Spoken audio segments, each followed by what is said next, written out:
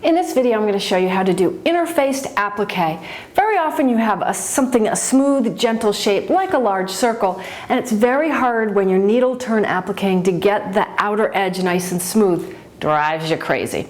Well, I have a solution that works for me, and it involves the use of a lightweight interfacing. Let me show you how to do it.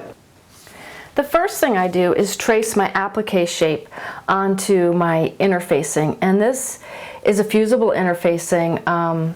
This is like the most generally used one that there is. It's not a lightweight, but it's a light to medium weight, and you can get it either in packages or off the bolt at the fabric store. So I'm just tracing around, and I probably wouldn't use a purple marker normally, but I want you to be able to see this. I'd probably use something that might disappear a little bit better.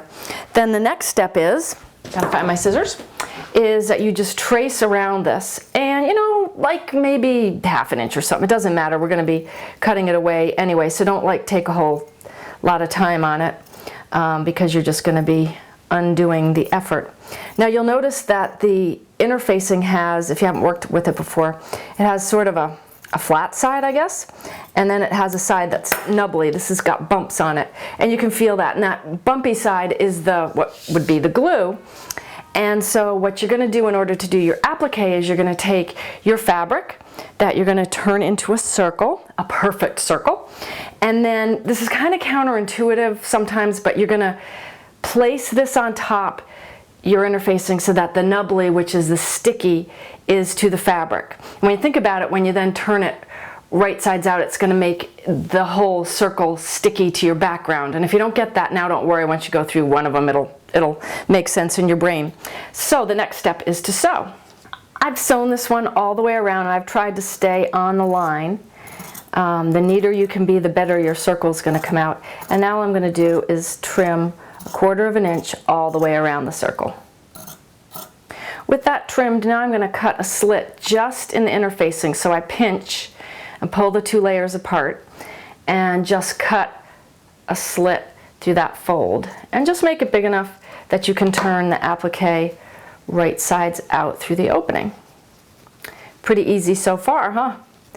Now this is going to turn into a pretty circle, but one of the ways I find that you can help is, of course, going along and opening the edges. And this is when you can see why you don't want to use anything permanent that's of any kind of a color that's going to show through. I can see this dark. Now this marker I used washes out, but still, why have to go to that trouble? But I just wanted you to be able to see it. Now one of the things that I like to do now, and I learned this from doll making, is I like to take something and push out my seams. This is the I have a wonderful tool from doll making that has a perfect edge, but I moved, and it's one of those things I just can't find. So this is the screwdriver from my baby lock, and I just happened to think, well, that would work fine. So I just go in there and push that out. And I had a place or two that I hadn't sewn perfectly, and I'm wondering if I'm gonna be able to tell. I think that's one right there. It pokes out a little bit. So that's why careful sewing is important. And because then you want your perfect circles. So now we're ready for the next step. If you don't have one of these and you use any kind of fusibles, you really want one. This is an applique pressing sheet, and several companies make them. This happens to be the Fons & Porter brand, which I use not only because I'm associated with them, but because they make such great products. But what this does is, this is sticky, remember, but you can now press this so that you can get your seams all worked out and nice and flat, but you're not sticking to anything. This will come right off. So that's why I'm using this. So now press your applique so that you get the edges nice and flat and crisp.